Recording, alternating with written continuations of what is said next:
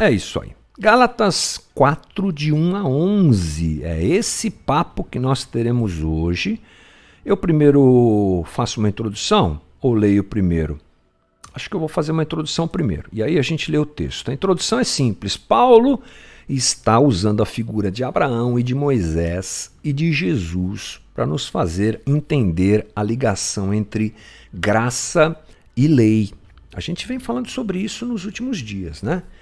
A lei não invalida a graça, mas deve ser instrumento para levar o homem a Deus. Assim foi com Israel e assim é hoje conosco, que temos que perceber a lei vigente de Deus sobre nós, não aquela, mas o espírito da lei. Não é como a gente costuma dizer, o que a lei significa, qual a intenção de Deus com a lei, isso está sobre nós. Abrindo um parênteses aqui, não tem nada a ver com o que a gente está falando, mas é bom se lembrar que Israel tinha 3 tipos de lei. A lei moral, a lei religiosa e a lei do Estado. Porque Israel é um Estado teocrático, né? Sempre foi um Estado, era, né, naquele momento, obviamente, levantado por Deus, um Estado teocrático. E Deus dá a lei para que as relações dentro do reino fossem pautadas. Como é que vai se lidar com crime, como é que vai se lidar com qualquer coisa do tipo.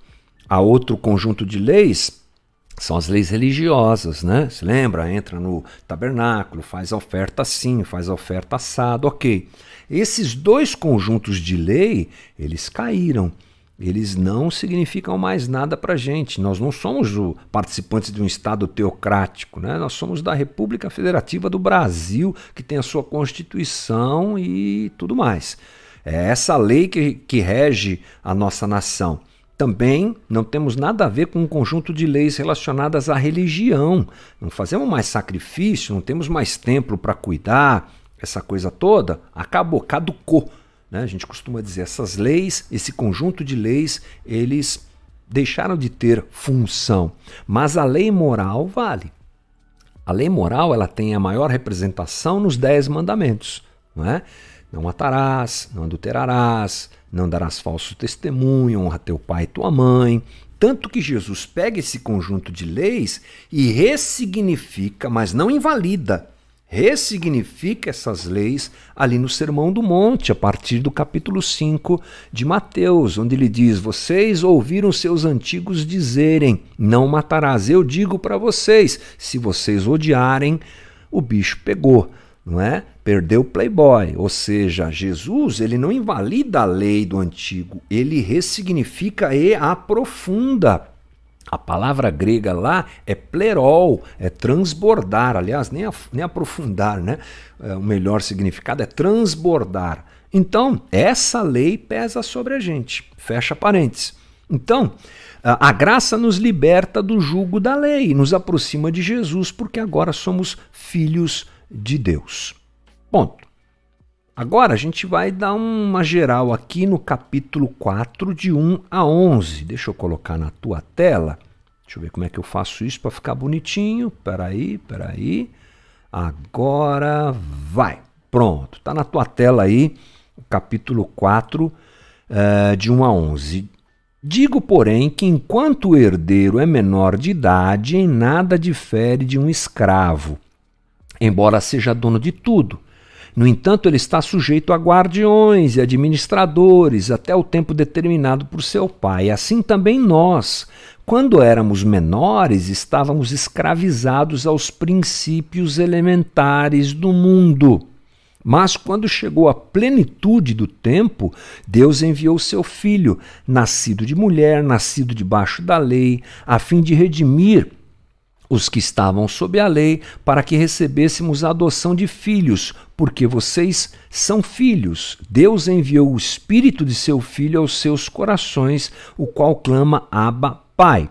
Assim, você já não é mais escravo, mas filho, e por ser filho, Deus também o tornou herdeiro. Antes, quando vocês não conheciam a Deus, eram escravos daqueles que por natureza não são deuses. Mas agora, conhecendo a Deus, ou melhor, sendo por Ele conhecidos, como é que estão voltando aqueles mesmos princípios elementares, fracos e sem poder? Querem ser escravizados por eles outra vez? Vocês estão observando dias especiais, meses, ocasiões específicas e anos. Temo que os meus esforços por vocês tenham sido inúteis. Uau! Aqui a gente começa a análise do capítulo 4. E o que acontece é que Paulo faz o mesmo caminho que ele vinha fazendo. De novo ele fala, por que vocês estão retrocedendo? Ele fala que os Gálatas são livres, são herdeiros e não são mais escravos. Ele usa novamente a figura de um herdeiro para simplificar, para fazê-los entender isso, né? Por que vocês estão voltando novamente aos mesmos princípios elementares, fracos e sem poder? É a pergunta de Paulo. São as perguntas que Paulo faz. Vocês querem ser escravizados de novo? E aí é que entra essa questão. Até aqui, até alguns versículos ali do texto que nós lemos, deixa eu ver aqui, versículo 6, até o 6 mais ou menos, é o que Paulo está dizendo. Por que vocês querem voltar? Por que vocês querem se retroceder? Vocês estão se tornando escravos de novo. Aí é que a gente precisa de um pouquinho de atenção. Escravizados pelo quê? O que é que Paulo está dizendo que escraviza esse pessoal? Nós sabemos que Paulo está se referindo a esse jugo da lei, esse peso da lei, essa obrigação que a lei traz da pessoa tentar cumpri-la. Nós, quando éramos menores, estávamos escravizados aos princípios elementares do mundo. Guarda isso. Quando nós não conhecíamos a Deus, é o que ele está falando para os Gálatas. Quando vocês eram menores, quando vocês eram escravos, sem ter poder de decidir nada, porque estavam escravizados, como um menor que não tem esse poder de definir a sua vida e de escolher o que quer, vocês estavam escravizados. Aí no 9 ele fala assim, mas agora, conhecendo a Deus, ou melhor, sendo conhecidos por ele conhecidos, como é que vocês estão voltando àqueles mesmos princípios elementares, fracos e sem poder? Então Paulo está dizendo que antes de conhecerem a graça, eles eram escravos desses princípios elementares. Eles conhecem Jesus, olha que caminho interessante, gente. Conhecem Jesus, são libertos, conhecidos por Deus, conhecem a graça, mas ao praticarem a lei, eu estou me olhando na tela aqui para ver se aparece o que eu estou fazendo com as mãos aqui. Mas ao praticarem a lei, eles estão voltando a um estágio como se fosse antes, ao mesmo tipo de estágio do antes de conhecer a Cristo. Para você não é forte isso? Para mim isso é muito forte. Há uma importância nessa afirmação muito grande, porque olha só, no grego antigo, princípios elementares do mundo tem a ver, sabe com o quê? Tem a ver com os elementos do mundo natural e visível que compõem a natureza, fogo, água, ar e terra. Você sabe que os antigos adoravam essas manifestações, né? Alusão à crença pagã de que as forças espirituais ou deuses estavam por trás desses elementos através dos quais controlavam a vida. Opa!